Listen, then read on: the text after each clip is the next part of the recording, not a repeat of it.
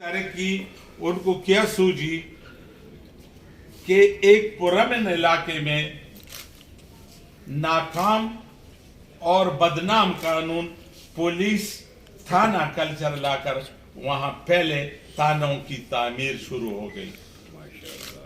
कोई जुर्म नहीं था या कोई मुजरिम नहीं था और जेल की फिक्र पड़ गई। अब ये तरक्की है हमारे लिए, जेल नहीं है। फाटा में फीमेल जुर्म माइनस में जा रहा है, जीरो में भी नहीं जा रहा। इनको जनाना जेल बनने की सूझी और वहां पे जो तरक्की थी, जो फंड थे, बाकी बकाया कुछ गबन, कुछ थाने पे, कुछ जेल पे, कुछ कचहरी पे लगाने शुरू किए।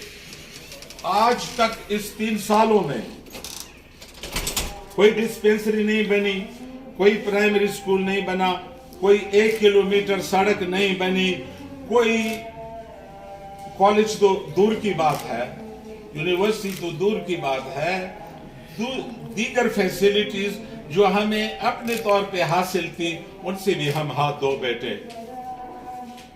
और वाली वारिस नहीं है, 1.5 करोड़ आवाम का कोई वाली वारिस नहीं है कि ये पूछे कि जनाब 3 साल पहले आपने जो ये गजब किया था उसका क्या बना।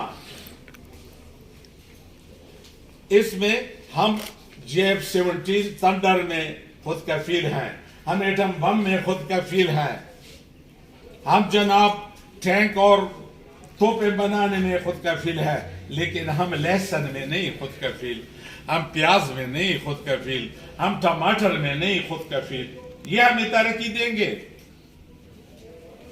ये देखें, लहसुन हम ईरान से मांग रहे हैं, टमाटर इंडिया से मांग रहे हैं, प्याज अफगानिस्तान से आ रहा है। दावा हमारा स्कूल के निसाब में है कि पाकिस्तान एक जरी मुल्क है। ये जरी मुल्क का ये हालत है। सबसे बड़ा सूबा पंजाब जरी लिहाज से जिसे हम मालामाल कहते हैं, इसके बदले में हमें, सेंटर के बदले में हमें KPK में डाला गया कि अगर पंजाब थोड़ी देर मिलों पे गंदम बंद करे, वहां पर हम कतारों में खड़े रहते हैं। एक बोझ था फाटा का जो वो खुद उठाए हुए थे। हमारे दानिश्वरों ने, हमारे पार्लियामेंट वालों ने इसको, यही एक पुरअमन जगह थी जिसमें लोग अपनी मदद आपके तहत और अपने खर्चे पर पाकिस्तान के लिए कुर्बानियां देते हुए उनकी सरहदों को महफूज रखा। और पता नहीं कि इनको ये क्या सूझी कि जनाब बगैर तनख्वाह लिए, बगैर गोली चले, बगैर मुदाखलत हुए, ये 70 साल इन्होंने ये जो बॉर्डर रखा, ये क्या वजह हो सकती है? इस पे दानिश्वरों ने नहीं सोचा। उन्होंने जल्दी कि जनाब हम जो हैं तो अपना वो जो गंदा निजाम ले आए और गंदी सोच ले आए, उसने कबायलियों की जिंदगी जनाबे वाला अब तक अजीरन बना रखी है। और अब तक हम सफर हो रहे हैं। सुप्रीम कोर्ट में रो रो कर हमने दुहाई दे देकर हमने अपनी रिट पिटीशन इस जुल्म के खिलाफ दाखिल की है, लेकिन हमारे कबायलियों के फैसले तो दिनों में होते थे। अब हम इसके कब आदी रहे हैं कि जनाब 1-1, 1.5 महीने बाद तारीख लगे और फिर आकर में कहे कि बस ठीक है तारीख कैंसिल हो गई, फिर 1.5 महीने बाद आए। मजबूरी है। इंसाफ का मिलना और इंसाफ का देर से मिलना, मशहूर बात है कि इंसाफ से इनकार है, इंसाफ में देरी। लेकिन हम ये अपने अदालतों को नहीं कह सकते, ठीक है उनका अपना प्रोसेस है, उनकी अपनी मजबूरी होगी, लेकिन ये जरूर कहेंगे कि जी आप जितना जितना लेट हो रहे हैं, जितनी जितनी आप देर कर रहे हैं, वहां हमें वो रगड़ा दे रहे हैं, वहां वो गैर नापसंदीदा अवामिल से काम ले रहे हैं, रिश्वत आ गई है, جو ہمیں کہا گیا تھا ٹیکس والے آ گئے ہیں، دکانداروں کو تنگ کر رہے ہیں، گاڑیوں کو تنگ کر رہے ہیں، بغیر ٹریننگ کے بغیر پوچھے ڈی آئی جی ہو آئی جی پی کے لیے وہ بتا جا رہا ہے۔ تو سپریم کورٹ سے ہماری جی یہی ایک اپیل ہے آپ کی وساطت سے کہ جی جب بھی فیصلہ ہو ہم انتظار کریں گے، لیکن یہ ایک عرض ضرور کریں گے اور دستبستہ کریں گے کہ ان کے جو کام ناپسندیدہ اور غیر ضروری ہیں وہ رکوائے جائیں۔ اسی لیے آئے ہیں۔ کل کبھی کہتے ہیں ہماری تیاری نہیں ہے، جب ایک بندہ ان کا کہہ دے کہ مجھے تیاری نہیں ہے، وہاں 1.5 لوگ اسی رات نہیں سوتے کہ پل کرتا ہے۔ اب ایک بندے نے جتنا درد وہ ان لوگوں کو دے رہا ہے، اس کا ادراک یہاں کیسے ہو سکتا ہے؟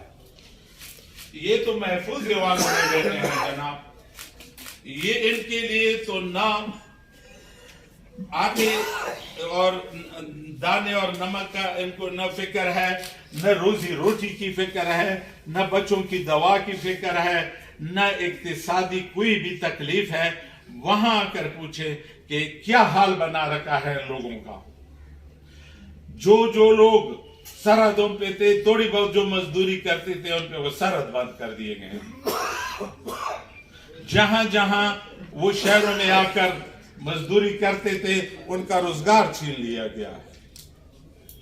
اور ہم زندہ ہیں، فاٹا کے لوگ زندہ ہیں، اور آپ لوگوں کی وساطت سے کہہ رہے ہیں کہ جی کوئی آ کر کمیشن بنائے کہ ہم دکھائیں کہ آپ نے ہمیں کتنی ترقی دی، اور یہ سزا صرف حب الوطنی کی سزا ہے۔ ہم یہ نہیں کہہ رہے کہ ہم نے تیر مارا ہے، لیکن ہم یہ ضرور کہیں گے کہ ہماری آباء و اجداد کی قبریں ابھی تک کشمیر میں ہیں، کارگل میں ہیں۔ ہماری نئی نسل کے آباء و اجداد جو ہمیں یاد ہے وہ کشمیر میں شہید ہوئے ہیں۔ ہمیں تو انہوں نے نہیں کہا، ہمارے پاس وہ دستاویزات بھی ہیں جب ہماری فوج ہمارے بڑوں کو اپنا اسلحہ دے رہی تھی کہ آپ کشمیر چلے جائیں۔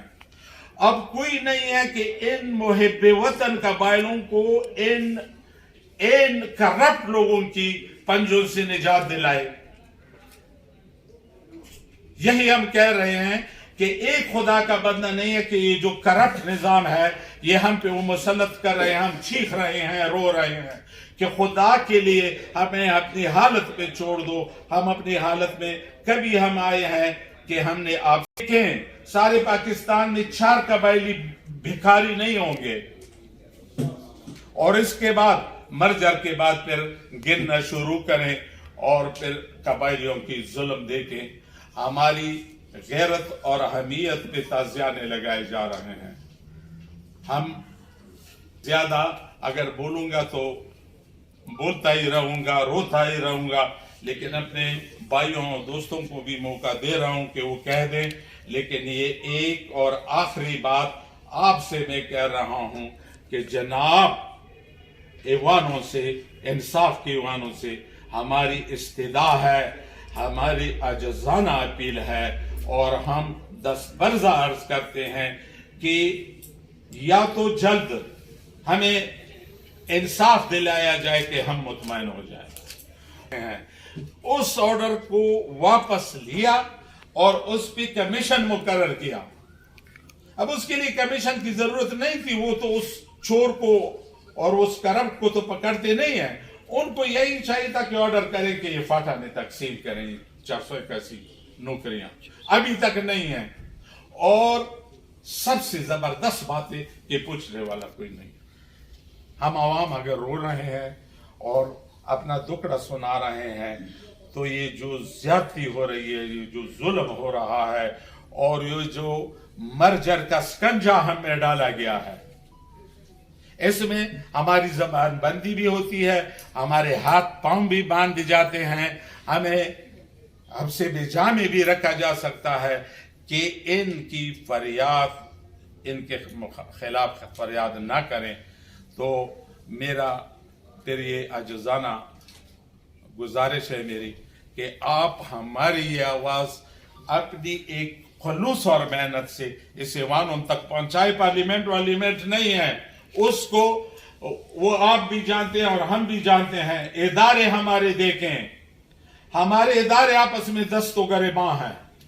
पहले सिविल जज साहब को कुछ कोई नहीं कहते था, आप चीफ जस्टिस को क्या क्या कह रहे हैं। और इस निजाम में हमें ला रहे हैं। हम कह रहे हैं कि खुदारा हमें बचाएं और हमें माफ करें। शुक्रिया। बात यह है कि आपको प्रिंसिपल सर ने बता दिया और नवाब साहब ने भी बता दिया, यकीन करो हमारे साथ बेहद जुल्म हो रही है।